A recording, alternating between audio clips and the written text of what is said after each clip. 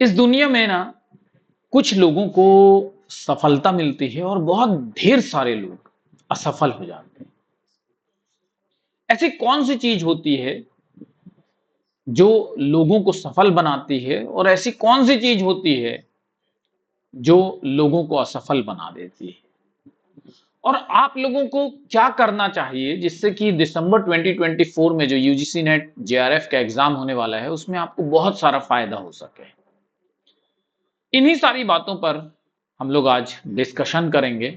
ये वीडियो शुरू से आखिरी तक देखिएगा, क्योंकि जब आप इस वीडियो को पूरा देखेंगे तभी आपको जो बात मैं समझाना चाह रहा हूं वो आप समझ पाएंगे। याद रखिएगा स्टूडेंट्स, जब रिजल्ट आता है तो कुछ लोग सफल होते हैं और बहुत सारे लोग जो हैं असफल हो जाते हैं। तो नेचर, प्रकृति किन लोगों को सिलेक्ट करती है, वो क्या क्राइटेरिया है, वो कौन से तरीके हैं, वो कौन सी विशेषता उन स्टूडेंट्स में पाई जाती है जिससे कि प्रकृति उन लोगों को सफलता वाले समूह में रखती है और बाकी सारे लोगों को असफलता वाले समूह में रख देती है।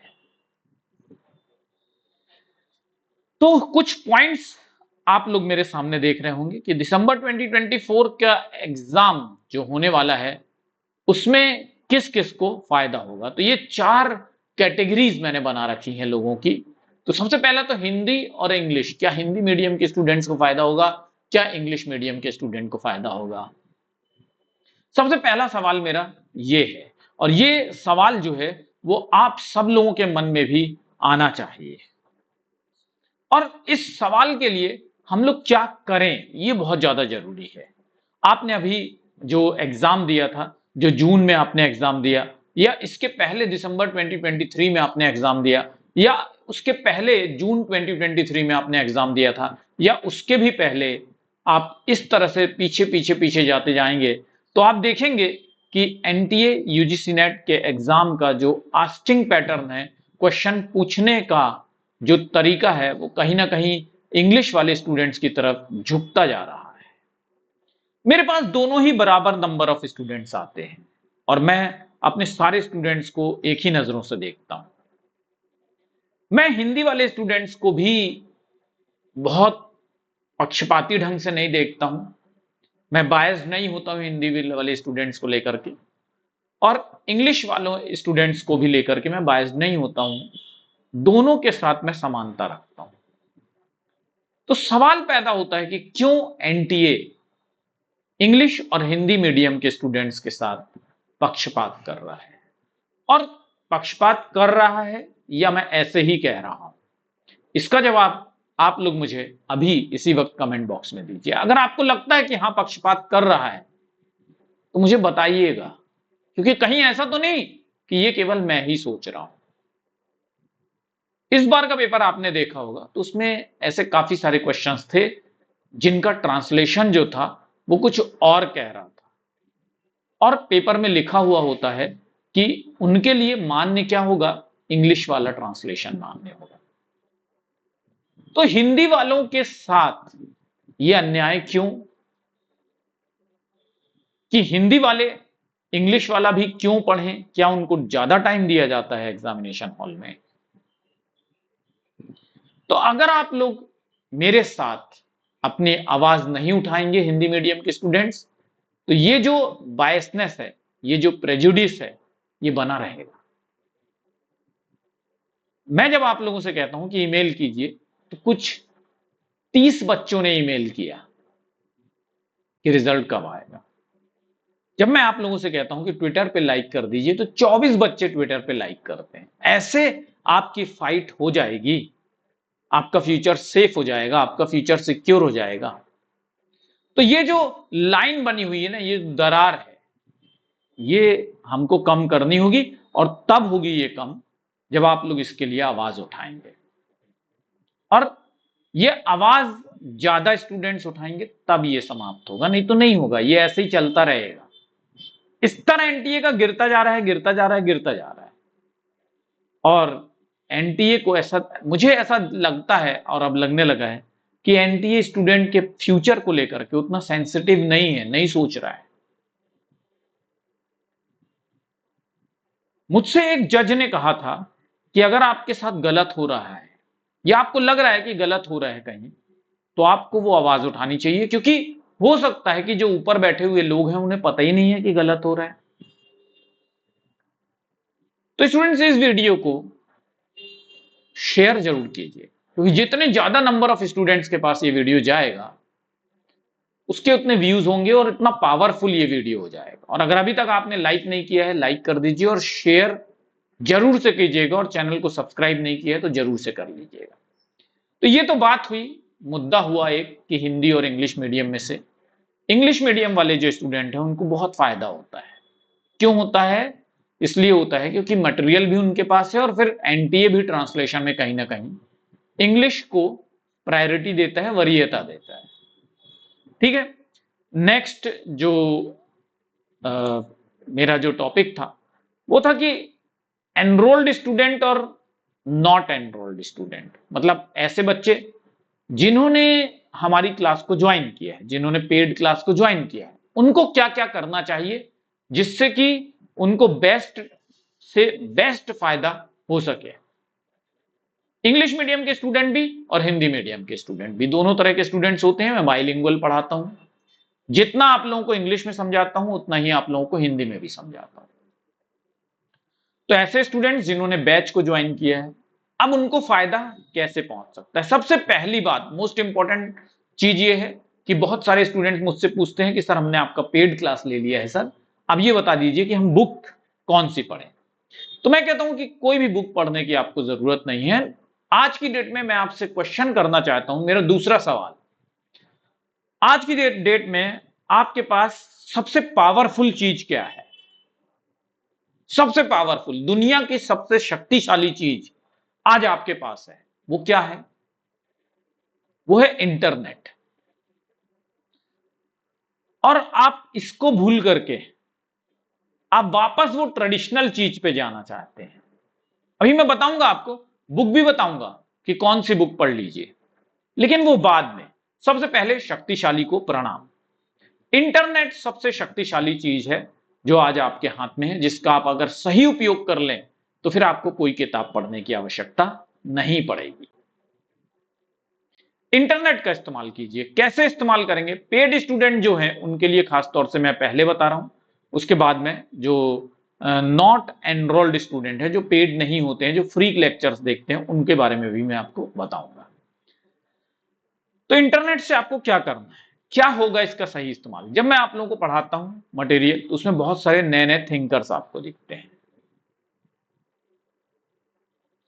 उन थिंकर्स के बारे में थोड़ा नॉलेज गेन कीजिए इंटरनेट से। उनकी बुक्स को देखिए। केवल आप उनकी बुक्स के नाम भी देख लेते हैं ना, तो जो कॉन्सेप्ट एनटीए यूजीसी नेट पूछेगा वो कॉन्सेप्ट आप अच्छी तरह से कर पाएंगे। ये मंत्रा है स्टूडेंट्स। जैसे मान लीजिए आपको कोई चीज नई दिख जाती है, कोई कॉन्सेप्ट नया दिख जाता है, उसको इंटरनेट पे सर्च कीजिए, देखिए कि उसको और कौन से थिंकर्स ने उसके बारे में बात कही। जैसे वर्चुअल कम्युनिटी है, तो वर्चुअल कम्युनिटी पे आप देखिए कि और कोई भी थिंकर्स हैं क्या जिन्होंने बात की है। एक बार जब आप खुद से सर्च करते हैं ना, या वर्चुअल कम्युनिटीज पे और भी किताबें देख लीजिए, फैमिली पे किताबें देख लीजिए, मैरिज पे किताबें देख, जब आप खुद से सर्च करते हैं ना, वो आपके दिमाग में ठहर जाता है।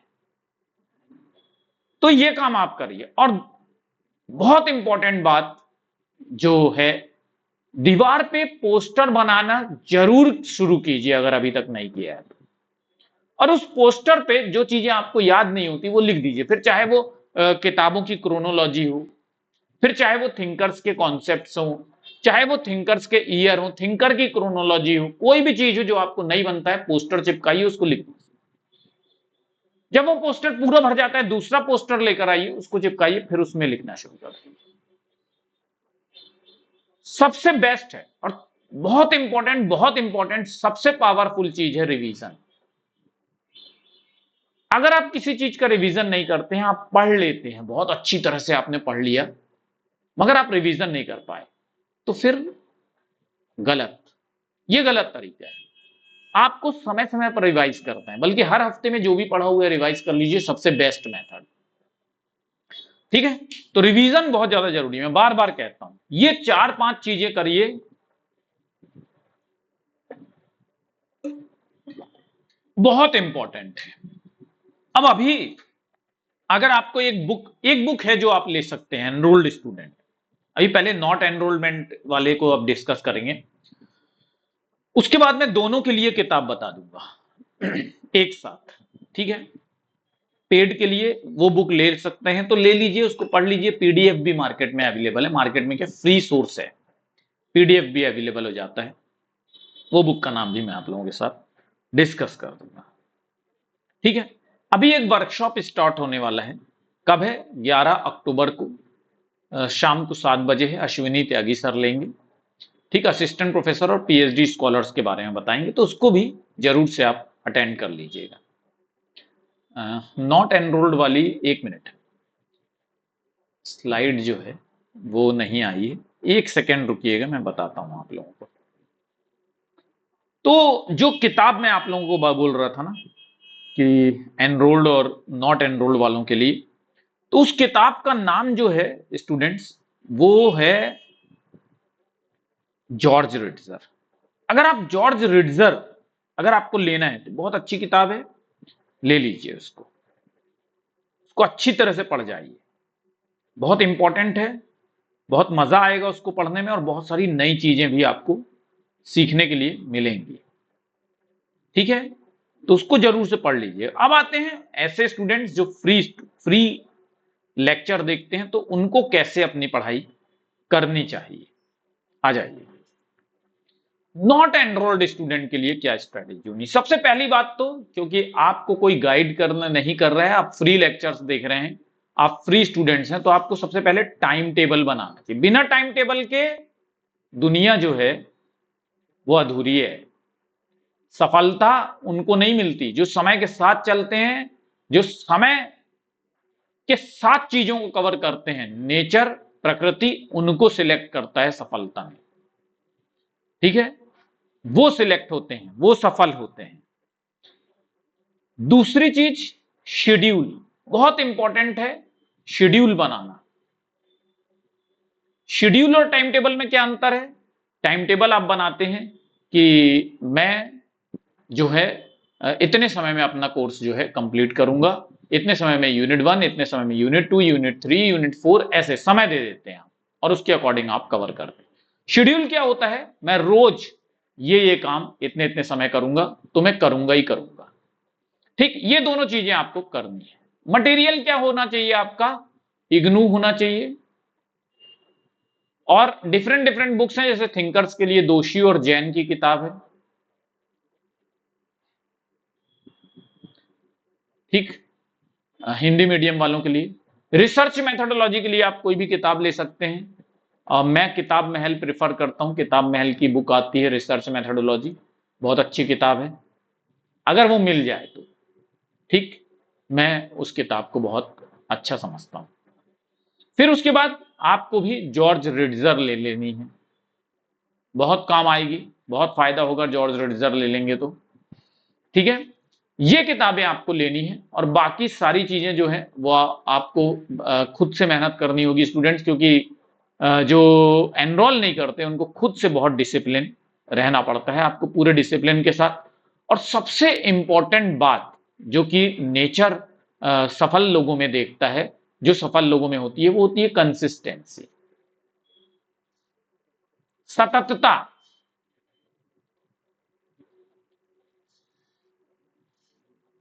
सतत रूप से आपकी तैयारी लगातार चलती है, ये नहीं होना चाहिए कि आज आपने 14 घंटे पढ़ा, कल आप 4 घंटे पढ़ रहे हैं, या आज 4 घंटे ही पढ़ पाए थे इसलिए कल 10 घंटे पढ़ लेंगे, ये नहीं होना चाहिए, या आज नहीं पढ़ते हैं कल डबल पढ़ लेंगे, ये चीज नहीं होनी चाहिए। देखिए नेचर जो है वो चाहता है कि डिसिप्लिन लोग दुनिया में आगे बढ़े, वो भी चाहता है कि ज्यादा मेहनत करने वाले लोग आगे बढ़े, ज्यादा मेहनत करने वाले लोग सफल। तो प्रकृति खास तौर से उन लोगों के साथ थोड़ी नर्म व्यवहार अपनाती है, तो आपको भी क्या करना चाहिए, आपको जिन लोगों को प्रकृति सिलेक्ट करती है आपको वैसा बनना है, आपको क्या करना है, आपको प्रोएक्टिव रहना है। जब मैं पढ़ाई कराता हूं उसके पहले आप जो टॉपिक जो कल क्लास हुई थी उसको रिवाइज करने के बाद आपको नई क्लास करना चाहिए। ये बहुत इंपॉर्टेंट बात है। कई बार सब बच्चे मुझे बोलते रहते हैं कि सर बता दीजिए कैसे पढ़ना है, कैसे पढ़ना है। तो यही तरीके हैं जो आप स्कूल टाइम से करते आ रहे हैं, वही सबसे बेस्ट तरीका है आपके लिए। ठीक है, क्योंकि आपने इतने समय से उसकी प्रैक्टिस की है, अब कोई नया तरीका नहीं है, वही तरीका है, उसी को फॉलो करना है। जो टीचर बता रहा है वो करते जाइए। थोड़ा सा अपना दायरा बढ़ाइए। मैंने दायरा बढ़ाने का तरीका आपको बता दिया कि अगर आप पेड स्टूडेंट हो, कोई थिंकर आ रहा है, उस थिंकर के बारे में थोड़ी सी चीजें जान लो। कोई कॉन्सेप्ट आ रहा है, उसके बारे में थोड़ा अपना दायरा और बढ़ा लो, इंटरनेट पे सर्च कर लो। तो मेन जो है आज की पढ़ाई, सबसे पावरफुल चीज जो है वो इंटरनेट है, और आज की पढ़ाई इंटरनेट पर होती है। इंटरनेट का खूब इस्तेमाल कीजिए। Internet is full of knowledge, इसको कोई डिफीट नहीं कर सकता है। ठीक है स्टूडेंट्स, और पेड क्लासेस जो है वो आपको बहुत मदद करती हैं। पेड क्लासेस आपको सबसे आगे ले जाने का काम करती हैं। तो अगर आप पेड क्लास ज्वाइन करते हैं तो फिर आपको चिंता करने की कोई जरूरत नहीं होती है। और अगर आपको फिर भी समय मिल जाता है पेड क्लास के बाद, तो जॉर्ज लिट्जर पढ़िए, और बाकी सारा काम तो हम आपको करके दे ही रहे हैं। थोड़ा सा इंटरनेट पे और सर्च कर लीजिए। ठीक है, देखिए आपको सफलता कैसे नहीं मिलती है। 100% आप JRF जो है लेकर आएंगे। ठीक, वर्कशॉप होने वाली है, उसको जरूर से अटेंड कीजिएगा।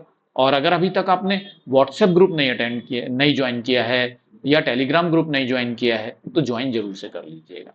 ठीक, मेरी जो मास्टर क्लास है वो फ्री क्लास होती है, और 4 बजे होती है, 4 दिन होती है। ठीक है, उसको अटेंड किया कीजिए। मंडे से थर्सडे तक होती है। और यूट्यूब जो क्लास होती है वो फ्री क्लास होती है, वो 3 दिन होती है, यूट्यूब पर होती है। ठीक, 11 बजे सुबह। तो अटेंड किया कीजिए। और पेपर 1 की क्लास नहीं देखते हैं तो देखना शुरू कर दीजिए। Thank you very much students, all the best, bye bye. मुझे पूरी उम्मीद है कि आप लोग इन सारे जो मेरे बताए हुए पॉइंट्स हैं उनको फॉलो करेंगे और आपको सफलता मिलेगी। Thank you.